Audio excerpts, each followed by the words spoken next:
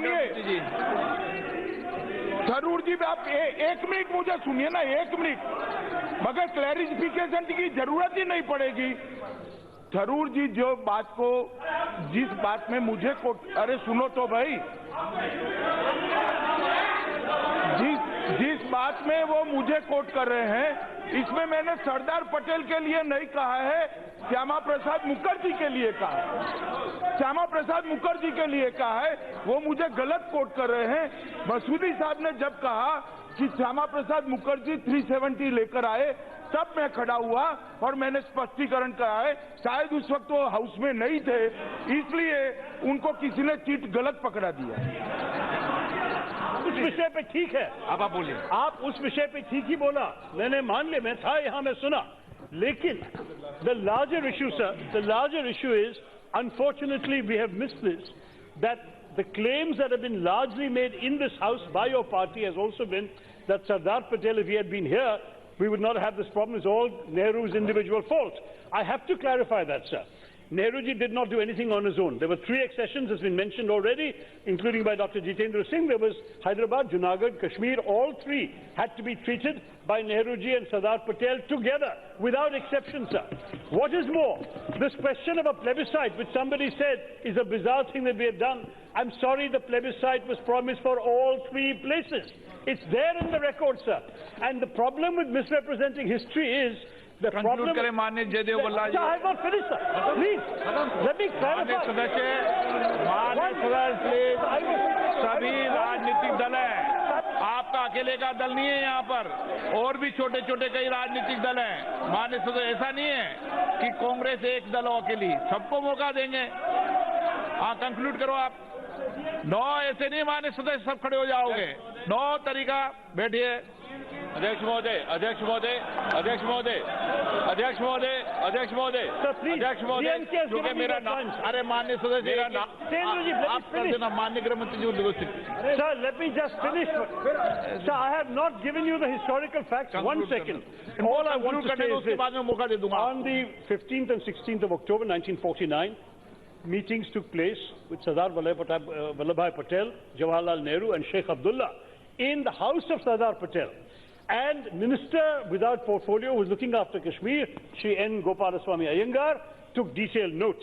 He sent a summary of the notes of these conclusions to Sardar Patel with the following covering note: will you kindly let Jawaharlal ji know direct as to your approval of it?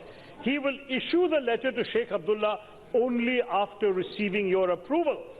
That approval came, sir, on the 17th of October 1949 from Sardar Patel, and only then was 370 brought into the Constitution of India on 17 October 1949. Sir, Itihas to the point is all these records have now been declassified. They're available, sir. So I just want to conclude with one last sentence.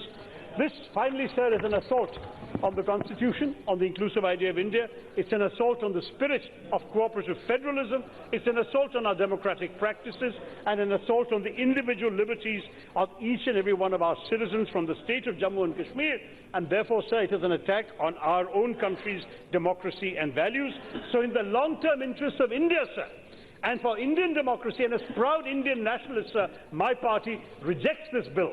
I would also request the Home Minister, would he accept a request from my party to lead or to conduct or to organize an all-party delegation to visit Kashmir and see for ourselves what the situation is on the ground? I'll leave that question with the Home Minister. Thank you. Jitendra Singh ji,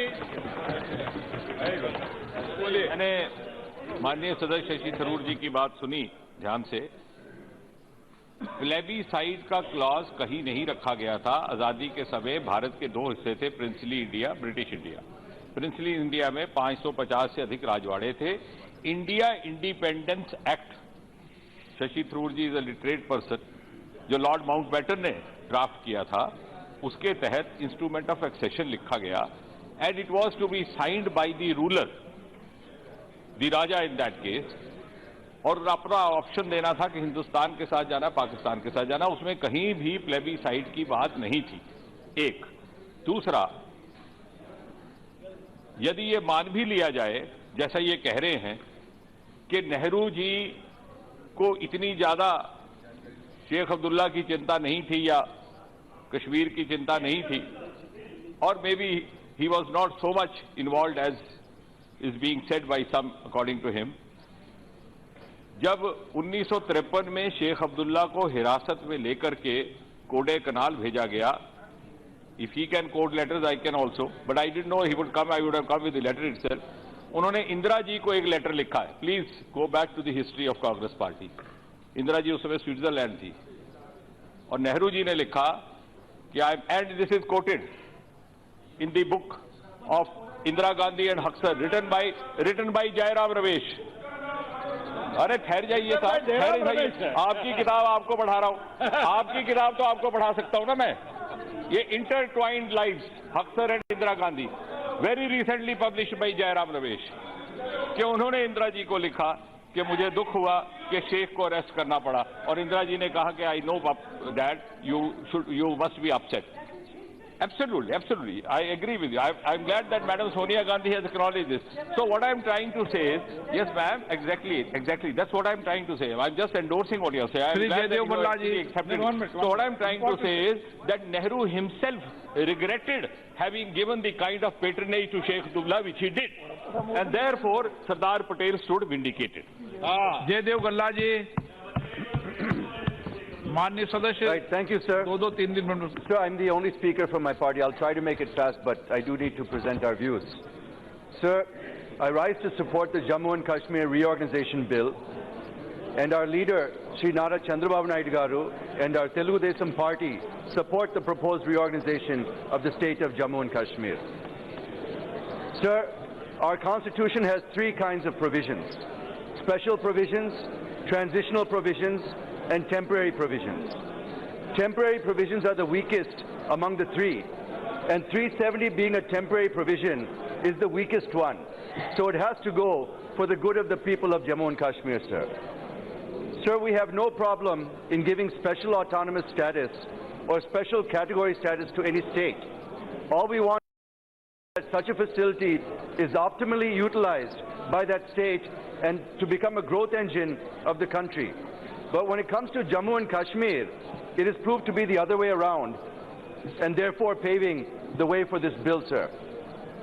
Sir, I would be remiss if I did not say that a historical mistake that took place about 70 years ago is now being corrected through this bill. Sir, let's take a look at the amount of resources, human, natural, and financial, that have been provided to the Jammu and Kashmir state in the past. Sir, you have given separate constitution for J&K. We have given leeway to refuse Indian laws to be implemented in J&K. We have debarred citizens of other parts of the country either to get admissions or employment or buy land in J&K. We have given special category status to J&K. We have given dual citizenship to J&K, both Indian and Kashmiri citizenship. We have given lakhs of crores for J&K, which have gone down the drain, sir. And what have we got in return, sir? We have had to deal with bloodshed and terrorism. The tricolor is burnt in J&K, and it is not a crime. Political parties and separatist groups have used and misused Article 370. Our own Kashmiri Pandits have been thrown out of Kashmir. Part 4 of the Directive Principles of State Policy and Part 4A of the Fundamental Duties are not applicable in J&K.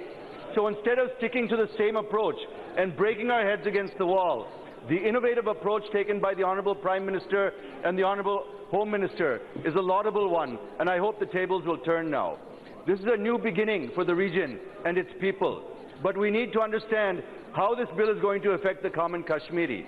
I have a few thoughts that I would like to share how this bill is going to affect J&K and the country, sir. Sir, complete integration of J&K into India, we will be one nation with one flag and one constitution. Sir, all laws will be applicable to the citizens equally.